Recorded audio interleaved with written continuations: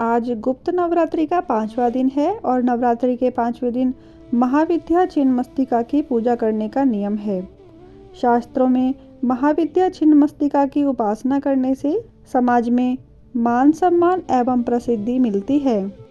छिन्नमस्तिका महाविद्या की पूजा में अगर कोई कमी रह जाती है तो वह विपरीत फल देने वाली होती है। यही कारण है कि आम लोगों के लिए इसकी साधना को उपयुक्त नहीं माना गया है। देवी छिन्नमस्तिका की पूजा करने से मनुष्य को समाज में सम्मान और प्रतिष्ठा मिलती है, साथ ही सुख और समृद्धि का वरदान भी मिलता है। गुप्त नवरात्रि में माँ छिन्नमस्तिका की पूजा उपासना की जाती है। सनातन शास्त्र में माँ को सर्वसिद्धि पूर्ण करने वाली अधिष्ठात्री कहा जाता है। माँ की श्रद्धापूर्वक पूजा करने से साधक की सभी मनोकामनाएं पूर्ण होती हैं। छिन्नमस्तिका देवी अपने मस्तक को अपने ही खड्ग से काटकर अपने शरीर से पृथक करती हैं तथा अपने कटे हुए मस्तक को अपने ही हाथ में धारण करके उसका रक्त पीती हैं। देवी का यह स्वरूप अत्यंत ही भयानक तथा उग्र है और उनकी भयावह तथा उग्र स्वरूप के कारण ही कहीं आम मंदिरों में या घरों में उनकी पूजा नहीं की जाती है। काम और रति को प्रचंड चंडिका छिन्नमस्तिका के चरण कमलों के नीचे दर्शाया गया है, क्योंकि यह इस बात का प्रतीक है कि देवी वासना, प्रेम और यौवन के देवताओं को रौंद रही हैं। कामदेव और रति देवी अत्यधिक इच्छाओं का प्रतीक हैं। यदि आपके घर में हमेशा लड़ाई झगड़ा होता रहता है या फिर घर का माहौल अशांत रहता है तो आज के दिन माँ छिन्नमस्तिका की पूजा करते समय उन्हें पंचामृत का भोग लगाएं। इसके साथ ही आज के दिन किसी ज़रूरतमंद व्यक्ति को दान दें। मान्यता है कि माता के इस उपाय को करने से ग्रहों से संबंधित दोष दूर हो जाते हैं। देवी छिन्नमस्तिका चिंतपूर्णी का स्वरूप है, इसीलिए इनकी पूजा कई अर्थों में अनेक भक्तों के लिए फलदायी होती है। चिंता को हर कर देवी अपने भक्तों की सभी संकटों को भी दूर करती हैं, साथ ही सभी प्रकार की सिद्धियां भी प्रदान करती हैं। इसीलिए देवी का व्रत करना और उनका विधि विधान से पूजन करना बहुत ही शुभ फलदायी रहता है।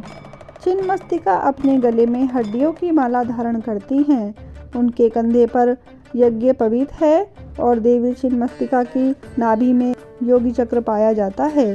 देवी की आराधना गुप्त नवरात्रि के अलावा दीपावली के दिन भी करना बहुत शुभ माना जाता है।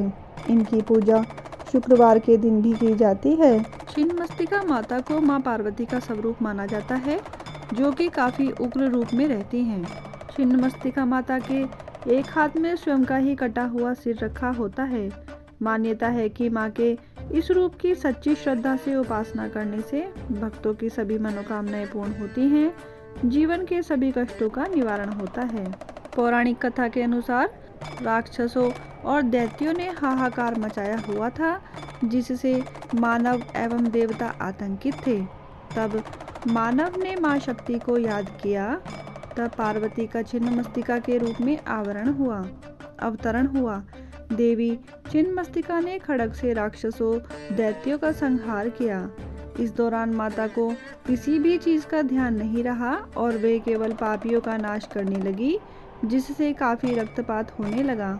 माँ अपने प्रचंड रूप में आ गई थी, जिससे पृथ्वी पर हाहाकार मचने लगा।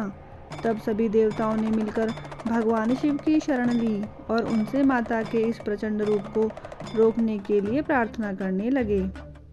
देवताओं की प्रार्थना सुनकर भगवान शिव माँ छिन्नमस्तिका के पास पहुँचे।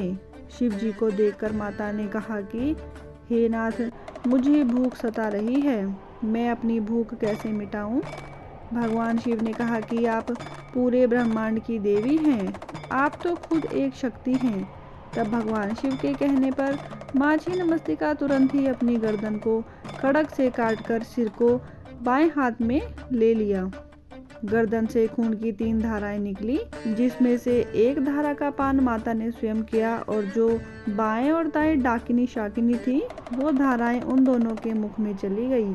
इससे माँ तृप्त हुई। बोलिए माँ छिन्नमस्तिका की जय। आशा करती हूँ कि मेरी यह वीडियो आपको प्रिय लगी होगी। यदि यह वीडियो आपको प्रिय लगी है तो कमेंट बॉक्स में जय माँ छिन्नमस्तिका अवश्य लिखें। वीडियो को लाइक करें, शेयर करें और मेरे चैनल को सब्सक्राइब करना ना भूलें। धन्यवाद।